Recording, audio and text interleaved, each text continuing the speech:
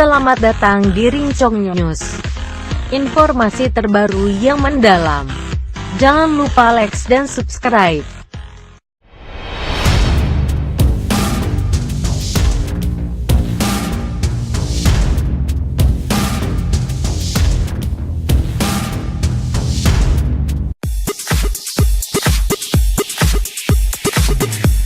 Aceh Barat Kamis tanggal 20 Juli tahun 2017 pemain sepak bola antara Makula FC vs Metra FC yang bertanding di lapangan hijau Gajah Tunggal memperebutkan hadiah total 25 juta rupiah.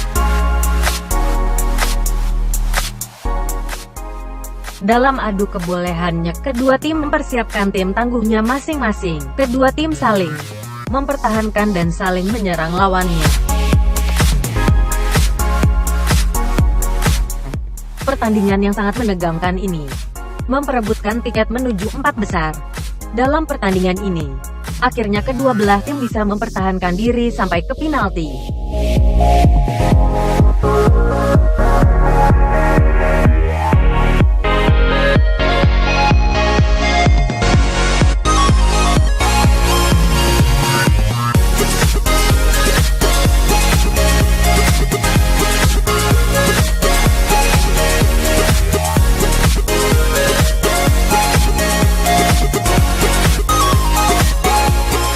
Tim Metra bisa mengalahkan Makula FC dengan tendangan terakhir. Laporan Zigam.